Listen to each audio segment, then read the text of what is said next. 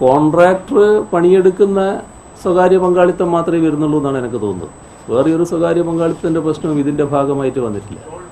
National highway authority ഉണ്ട്. National highway അതോറിറ്റിക്ക് ആ അതോറിറ്റിയാണ് ഈ കാര്യങ്ങൾ ഇപ്പോൾ പൂർത്തിയാക്കാൻ നോക്കുന്നത്. അവരാണ് പണം തരുമെന്ന് പറയുന്നത്. ഏതെങ്കിലും ഒരു സ്വകാര്യ മേഖലയുടെ ഫണ്ട് ഇതിനു വേണ്ടി ഉപയോഗിക്കുമെന്നല്ല പറഞ്ഞിട്ടുള്ളത്. ഇപ്പോൾ നാഷണൽ ഹൈവേ അതോറിറ്റിയുടെ കയ്യിൽ ആവശ്യത്തിലധികം പണമുണ്ട്. അദ്ദേഹം പറയുന്നത് ഇഷ്ടം പോലെ പണമുണ്ടെന്നാണ്. നിങ്ങളൊന്നും ശകിക്കണ്ട, സ്ഥലം എടുക്കാൻ തയ്യാറായാൽ അപ്പോൾ പണം തരാൻ തയ്യാറാവുന്ന. അത് ഒരു തരത്തിലുള്ള സ്വകാര്യ പങ്കാളിത്തമായിട്ട് ബന്ധിപ്പിക്കേണ്ടതില്ല.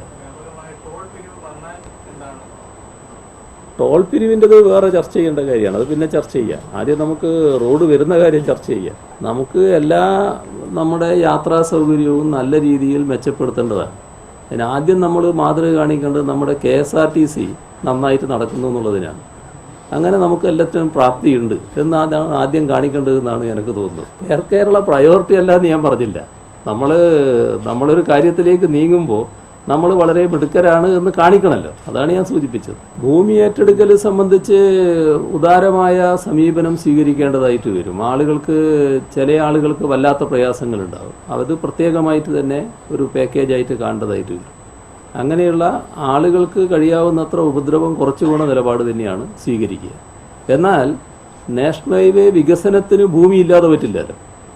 ആ ഭൂമി എടുത്തേ തീരും. അപ്പോൾ ഭൂമി എടുക്കുമ്പോൾ വരുന്ന വിഷമങ്ങൾ അത് ലഘൂകരിക്കാൻ ആവശ്യമായ നടപടിയാണ് എടുക്കേണ്ടത്. അവരെ വിശ്വാസത്തിലെടുത്ത് അവരുമായി കാര്യങ്ങൾ ബന്ധപ്പെട്ട് തീരുമാനത്തിലേക്ക് എത്തിക്കുന്നതിനാണ് ഗവൺമെൻറ് ശ്രമിക്കുന്നത്.